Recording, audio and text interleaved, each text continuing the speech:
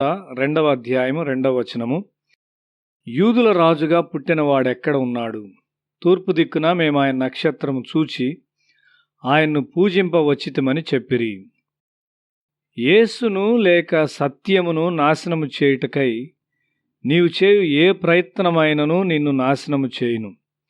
నీవు సత్యమును తెలుసుకున్నప్పుడు దేవుని యొద్దకు వెళ్ళి, ప్రభువా, సత్యం ప్రకారం జీవించుటకు నాకు సహాయం చేయము అని అడుగుము. సత్యమే క్రీస్తు మరియు క్రీస్తే సత్యం.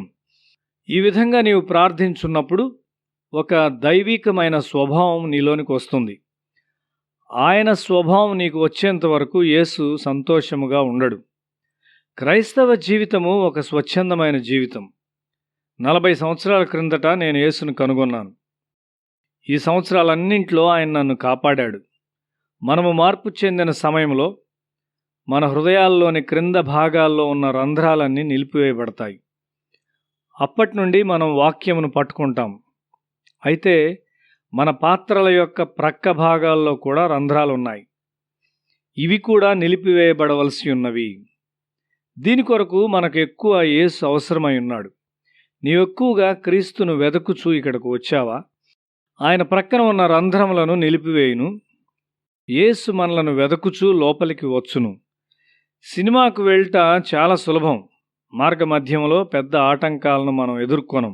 అయితే మనం యేసును ఎదుర్కొనవాలని కోరినట్లయితే మార్గ మధ్యములో నీవు ఆటంకాలను ఎదుర్కొంటావు.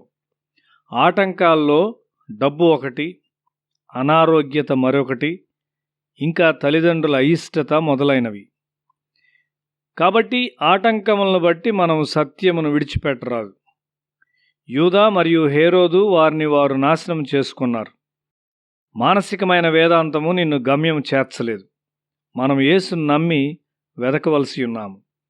హైందవ మతము మరియు క్రైస్తవ్యమునకు మధ్యనున్న వ్యత్యాసమేమనగా, క్రైస్తవ్యంలో దేవుడు నిన్ను వెదకుచూ వచ్చున్నాడు గాని హైందవ మతములో మనిషి ఎల్లప్పుడూ దేవుని వెదుకుచూనే ఉంటాడు.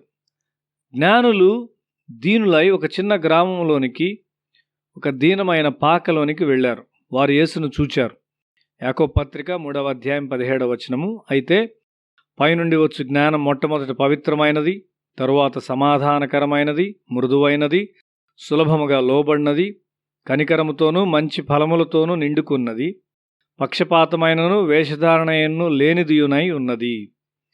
నీ హృదయము పవిత్రపరచబడేంత వరకు నీవు దేవుని కొరకు ఏమీ చేయలేవు.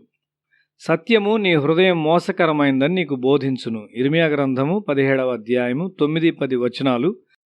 హృదయం అన్నిటికంటే మోసకరమైనది, అది ఘోరమైన వ్యాధి కలది.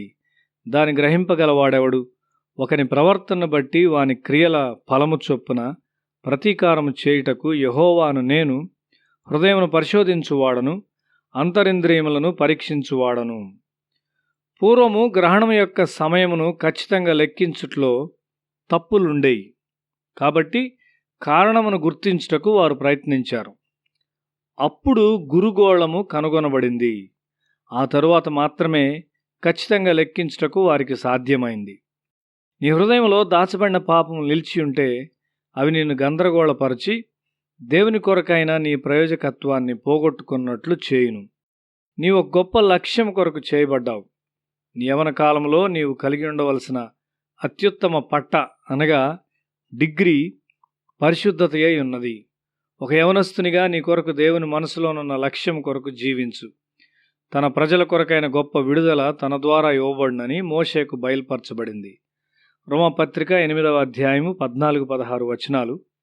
మనమింకా దాసులము కాము గాని ఒక పరలోకపు తండ్రి యొక్క కుమారులము. యవనస్తులముగా మన ఆత్మీయ జీవము వృధా చేయు చాలా రంధ్రములను మన పాత్రలో మనం కలిగి ఉన్నాం. లోకం యొక్క నాశనములో మన జీవితము శూన్యతను పొందుకుంటుంది. అయితే దేవుని ప్రేమ ఇంకా నిన్ను వెదకుచు నిన్ను కౌగిలించుకోవాలని వేచియున్నది. ఈ జ్ఞానులైన మనుష్యులు భూ సంబంధమైన లాభం కొరకు యేసును ఆరాధించుటకు రాలేదు. క్రీస్తు వారిని ఆకర్షించాడు. వారు దేవుని ఆత్మ ద్వారా నడిపించబడినారు. దేవుని ఆత్మ తప్పు లేకుండా నిన్ను నడిపించును. దేవుని చిత్తంలో ఉన్న ఒక మనిషి దేవుని కొరకు ఒక బలమైన శక్తిగా ఉండును. దేవుణ్ణి మరియు యేసుక్రీస్తును వెదుకుటకు నీవు వచ్చావా? యేసును దర్శించిన తరువాత వారికి హేరోదు మరియు అతని ఆంక్షలు అవసరం లేదు. వారు పరిశుద్ధాత్మ మీద ఆధారపడ్డారు.